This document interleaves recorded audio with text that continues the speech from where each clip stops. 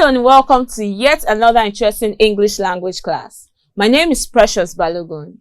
We'll be looking at the theme, vocabulary development, and the topic, foreign elements in English usage, French words.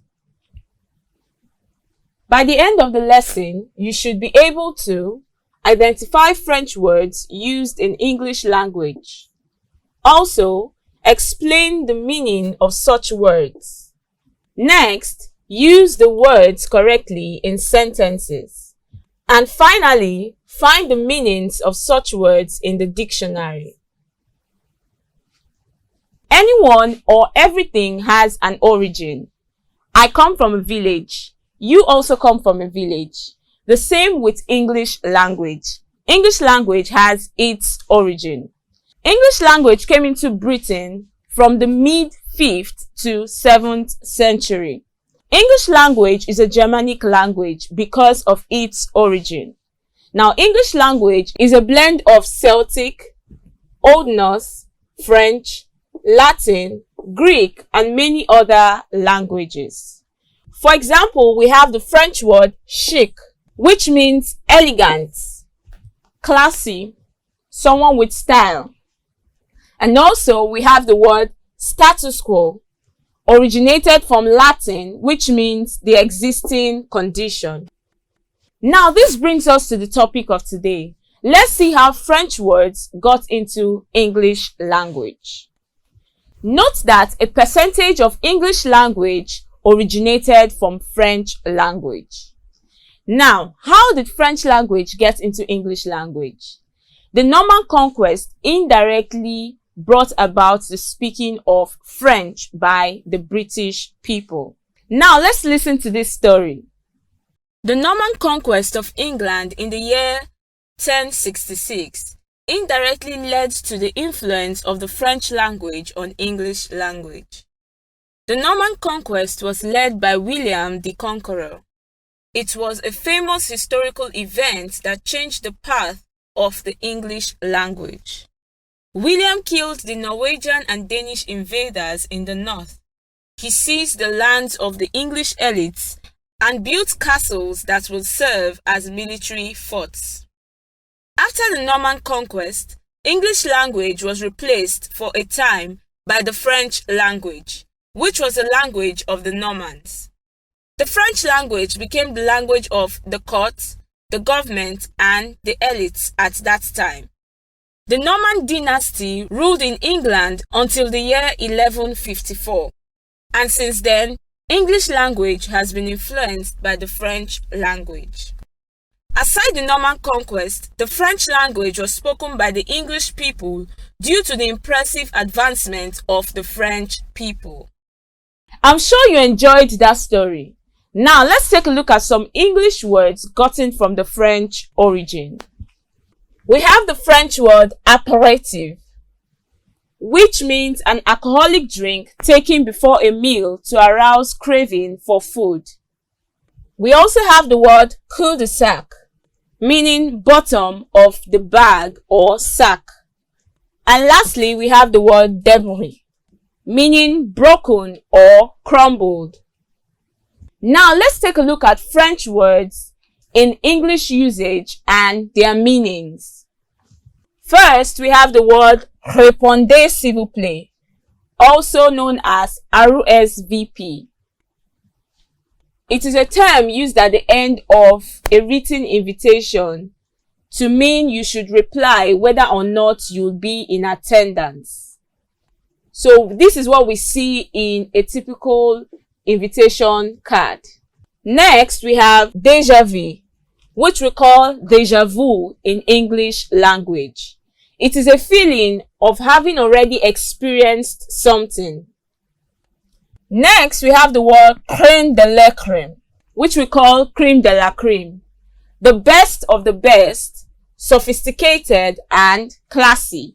Moving on, we have the word faux pas, which in English language we call faux pas. It is an embarrassing act or behavior in a social gathering, like picking your nose, using your hands to eat, or making noise while eating, like this picture depicts. Next, we have the French phrase coup d'etat, which we know in English language as coup d'etat. It is a violent overthrow or removal of an existing government from power. Next, we have the word corps, which means a main detachment of a large army in the field or a group of people engaged in a particular activity, like we see the uniformed men. Next, we have vis-a-vis, and we pronounce it in English language as vis-a-vis.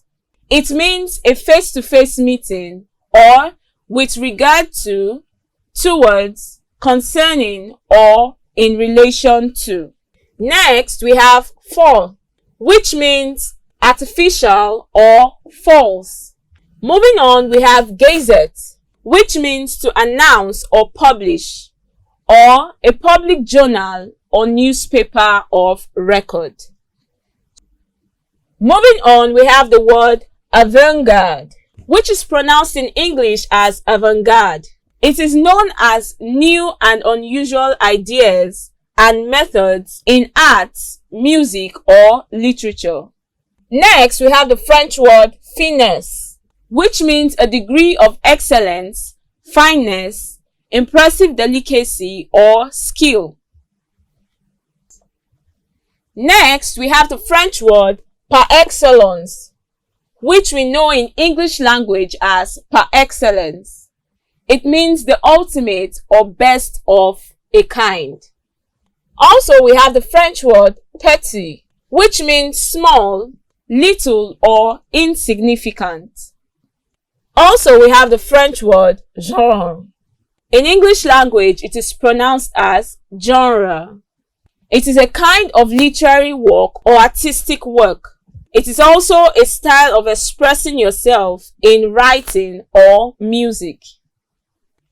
Moving on, we have the word attaché, which literally means attached. It is a diplomatic officer attached to a staff of an ambassador, or a technical expert attached to an embassy or legation, and it can also be a briefcase or a suitcase. Moving on, we have the French word omelette. It is a dish made with eggs beaten and fried, and sometimes with cheese or vegetables. Moving on, we have fiancé. It is a man who is engaged to be married. Next, we have the French phrase à la carte, which literally means by the card. It is a menu having different dishes listed with separate prices. Moving on, we have the French word réservoir, which means a collection place. In English, it means a place where things are kept, or a natural or artificial lake that serves as a source of water supply. Next, we have ridicule, which means to mock or treat a person or thing with contempt. And in English, it is pronounced as ridicule. Moving on, we have the French word cliché, which is known as cliché in English language. It is an expression or opinion or idea that is overused to the extent of losing its meaning. So it is known as a stereotype. Next, we have papier-mâché, which we know as paper mache in English language. It is a material made up of mashed paper mixed with glue. We use this to make any kind of object we want to. Also, we have premiere, which is called premiere in English language. The root meaning is it's the first performance of a play. In English language, it is the opening of a show or first performance of a theoretical work. And lastly, for this lesson, we have the French word silhouette. And in English language, it is called silhouette. It is a dark shape or outline of someone or something on a white background. like we have this picture here. I'm sure you've enjoyed this lesson so far. The words, their origin, and their meanings. Now, before we go, let's take a sentence practice. Sentence 1. Singing about girls in latest songs is such a cliche. Sentence 2. We only have an a la carte menu. Sentence 3. Making an omelette is very easy. Sentence 4. The man in the red car is Oluchi's fiance. Sentence 5. You can use Pepsi Mashi for sculpting any object. And lastly, sentence 6. He drew the beautiful model in silhouette.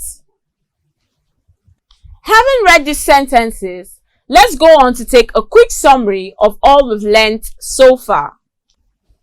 First, we've learnt that English language is a Germanic language with a blend of Celtic, Old Norse, French, Latin, Greek, and other languages. Moving on, we learnt that a percentage of English words are of the French origin. And lastly, some of the words borrowed directly from the French language include reservoir, cliché, déjà vu, fiance, for, gazette, and so on. It's question time. It's time to test our knowledge of all we've learnt so far. Question 1. Which of the following words has a French origin? A. Status quo. B. For. C. Chocolate. Or D. Plaza.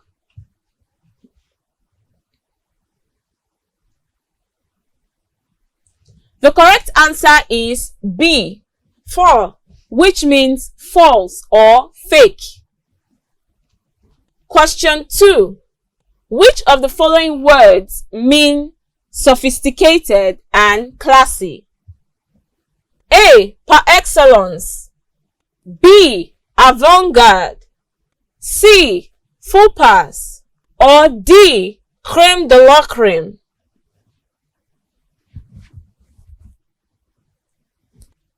The correct answer is D. Crème de la crème.